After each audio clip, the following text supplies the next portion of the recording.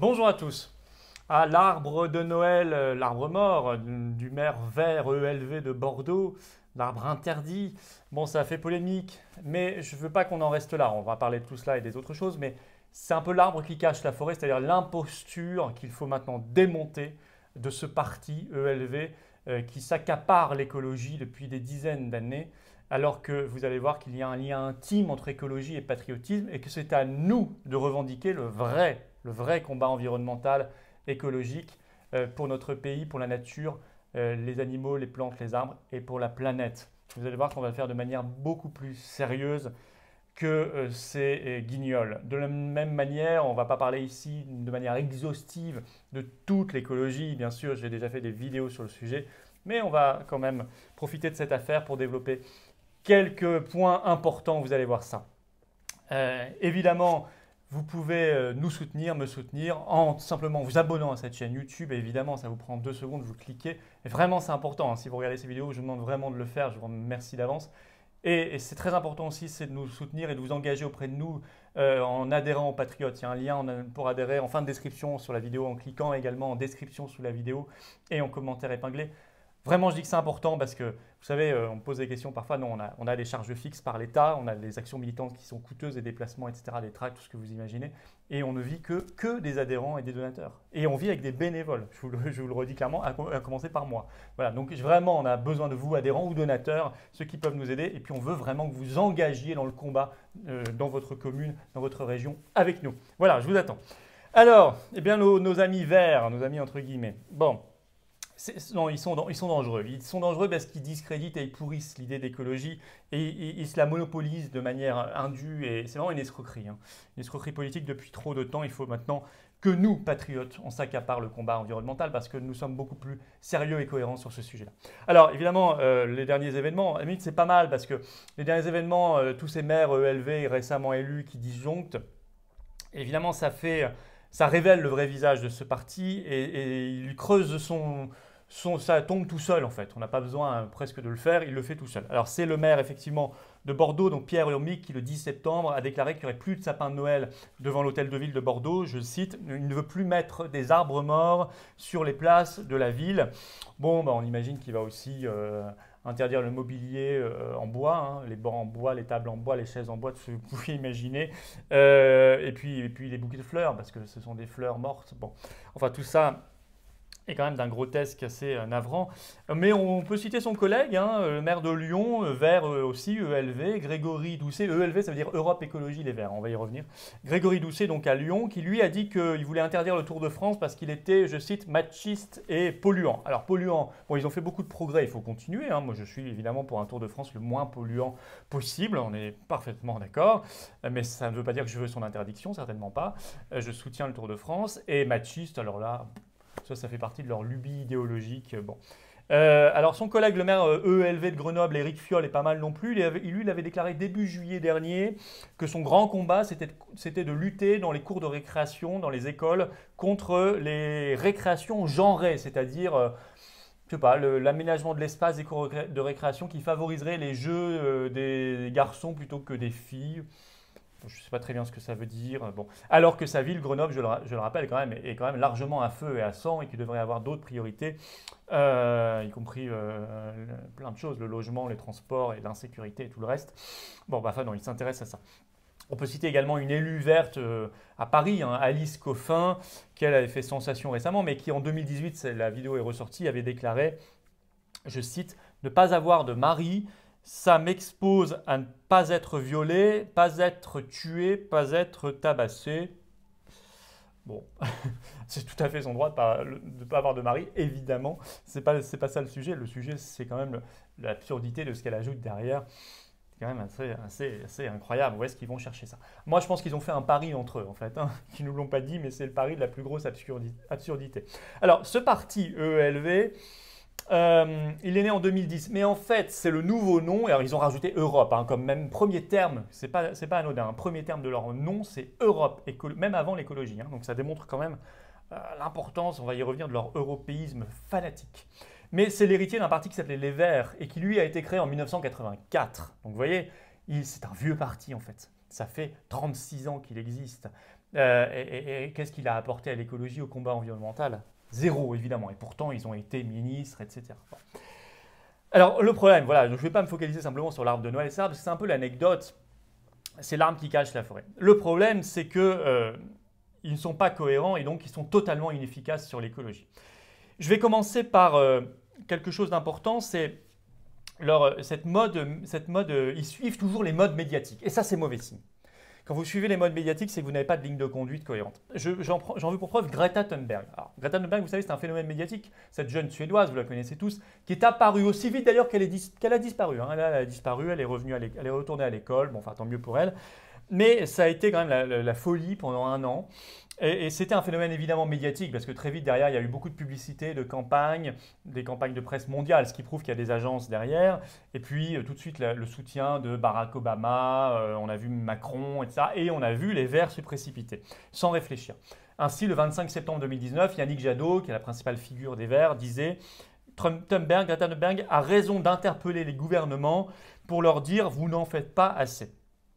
Et moi, ce qui m'avait pourtant frappé et ce qui m'avait vraiment qui avait fini de démontrer pour moi l'escroquerie du phénomène Greta Thunberg, c'était son déplacement à l'Assemblée nationale française le 23 juillet 2019. Elle était venue parler aux députés et Greta avait dit aux députés voilà, tout ce qu'il fallait faire, elle avait fait la leçon comme toujours, mais hasard incroyable du calendrier, c'était justement le jour où l'après-midi même, les députés français devaient ratifier le traité CETA, vous savez, le traité de libre-échange entre l'Union européenne et le Canada, qui est ravageur pour l'environnement, hein, notamment. Et il y a quand même une députée qui avait posé la question à Greta Thunberg, parce qu'elle n'en parle jamais, qu'est-ce que vous pensez de ce traité CETA et de sa ratification? Et elle avait juste répondu, elle avait évacué très vite le sujet en disant, elle parlait en anglais, I don't care, c'est-à-dire je m'en fiche. Ça, pour moi, c'était significatif. On ne peut pas, quand on est un écologiste conséquent, sérieux, se ficher ou se moquer de la question du libre-échange, qui est structurel, qui est structurellement pollueur. Il s'agit de faire venir de milliers de kilomètres des produits qui sont produits dans des conditions environnementales dégradées, on leur fait traverser les océans, etc., dans des cargos très polluants, on les met ensuite sur la route, sur des conteneurs, sur des poids lourds, etc. Donc c'est évidemment par définition beaucoup plus polluant. C'est l'inverse des circuits courts. C'est l'inverse d'une écologie responsable où on raccourcit les trajets évidemment, donc même on va vers l'agroécologie dans le domaine agricole et ça, si vous voulez, développer des écosystèmes locaux, les circuits courts. Elle ne devrait pas répondre à I don't care. Ça m'avait montré l'imposture et donc ELV était à fond derrière, ça ne m'avait pas étonné. D'ailleurs, ça cache derrière, si vous voulez, une autre incohérence fondamentale de ELV, je vous disais avec leur nom, Europe Écologie Les Verts. Ce parti, depuis sa création, les Verts en 84, ça a toujours été un soutien inconditionnel, je dirais même fanatique de la CE puis de l'Union européenne. Ils se déclarent ultra-fédéralistes, ils veulent la disparition des États-nations. Moi, je me souviens d'un débat que j'avais eu il y a quelques années face à une représentante des Vertes à l'époque, qui avait été ministre de François Hollande, et elle m'avait dit, et c'est retrouvable, c'était sur France 2, je suis pour la dissolution des États-nations. Elle avait été claire. Donc ils sont vraiment ultra-fédéralistes, ultra-pro-Union européenne. Or, et c'est là qu'il y a une incohérence incroyable, une contradiction, une escroquerie, dans l'ADN même de l'Union européenne, il y a le libre-échange. Et je rappelle que sur les 10 dernières années, il y a une quinzaine d'accords de libre-échange mondiaux qui ont été conclus par l'Union européenne. C'est le record mondial. Corée du Sud, Canada, Japon, ils sont en train de passer avec le Mercosur, l'Australie, la Nouvelle-Zélande, etc. Et même tout récemment, pendant le confinement, avec le Vietnam, avec le Mexique. Bon. Ce qui fait que le journal La Croix avait titré même le 5 janvier dernier, je cite, « L'Europe championne mondiale du libre-échange ». Bah oui. Alors ça, parce que le commerce, c'est une compétence exclusive de l'Union européenne. Exclusive, c'est écrit dès l'article 3, dans l'article 3 du traité de fonctionnement de l'Union européenne. Et dans ces principes, il y a l'abolition de toutes les protections, toutes les barrières douanières, tarifaires ou non tarifaires, c'est-à-dire le libre-échange mondial intégral. C'est ultra polluant. Je rappelle que dans le traité CETA, il y a importation d'hydrocarbures extrêmement polluants, notamment les sables bitumineux. Il y a un impact évident sur le transport maritime, je vous le disais. Sur l'agriculture, il y a les farines animales qui viendront du Canada, les antibiotiques, les OGM, les pesticides, parce que les normes sont beaucoup plus légères là-bas. Donc c'est vraiment très mauvais pour l'écologie. Alors, comment les Verts concilient cette contradiction? À chaque fois, ils disent pas on est pour le traité CETA, ils disent on est contre. On est contre les accords de libre-échange, mais en même temps, on est pour l'Union européenne. Donc en fait, ils laissent l'Union européenne faire. Alors ainsi, je vous montre la contradiction. Le 12 septembre 2017, vous avez un communiqué des Verts, de ELV, contre le traité CETA. Et je cite, ELV appelle le président de la République française à renoncer à l'application provisoire du CETA et demande l'abandon du traité. Sans le Frexit? Comment? Attendez, comment, messieurs, mesdames les Verts, comment ELV, comment vous demandez au président de la République française de ne pas appliquer le CETA et son abandon? Au moins provisoire, vous mettez, hein, si on reste dans l'Union européenne qui a une compétence exclusive. Mais vous le savez qu'elle a une compétence exclusive, vous êtes né en 1984, ça fait 30 ans que vous êtes au Parlement européen, vous savez tout ça. Vous le savez très bien, donc vous trompez les Français. Voilà. Ça, c'est important de le dire. Non, moi, je suis très conséquent, je suis pour le Frexit, les patriotes se battent pour le Frexit, et donc l'écologie réelle, évidemment. Alors, autre incohérence totale, c'est sur le nucléaire civil. Là, on va y revenir un peu dans le détail. Vous savez que la centrale alsacienne de Fessenheim a été fermée donc, le 22 février, puis définitivement en juin dernier. Alors, ce n'était pas une demande de sécurité par l'agence de sûreté nucléaire, l'ASN. Non, l'ASN avait dit que Fessenheim pouvait continuer encore plusieurs années, peut-être 10 ans. Non, c'était, je le rappelle, la décision de fermer Fessenheim, ça vient d'un engagement de campagne électorale de François Hollande pendant sa campagne présidentielle en 2012 pour passer un accord électoral avec les Verts, avec ELV. Ça vient de là, la fermeture de Fessenheim. Ça ne vient pas d'autre chose. Il faut revenir toujours à la raison et à la vérité. Or, la fermeture de Fessenheim, d'après les experts, ça va entraîner un surcroît évidemment d'émissions de gaz à effet de serre.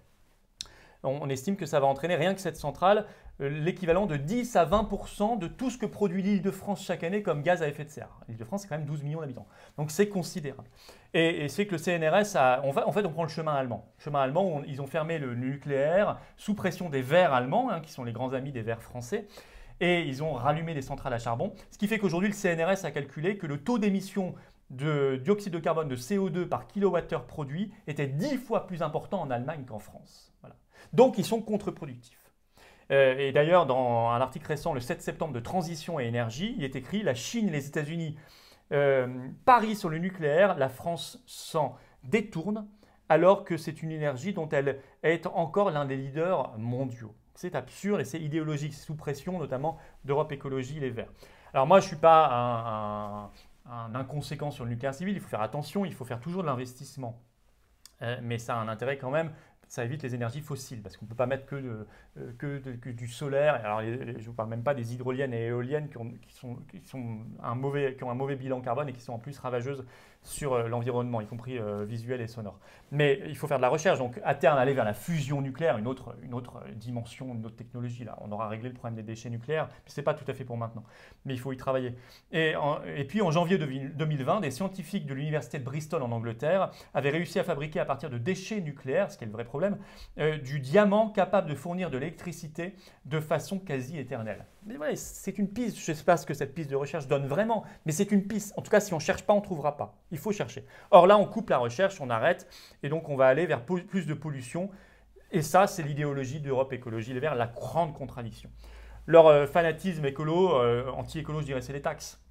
C'est les taxes. Je rappelle que sous le mandat de François Hollande, c'est une proposition de loi des députés ELV à l'Assemblée nationale qui avait voulu créer la contribution climat-énergie, c'est-à-dire la taxe carbone. Celle qui déclenchera quelques années plus tard, en novembre 2018, le mouvement à l'origine des Gilets jaunes. Voilà. Et si vous voulez, c'est l'écologie punitive, c'est l'écologie de la taxe, c'est l'écologie idéologique, c'est l'obscurantisme, et c'est même pas efficace. Ce que je vous ai dit avant est beaucoup plus efficace.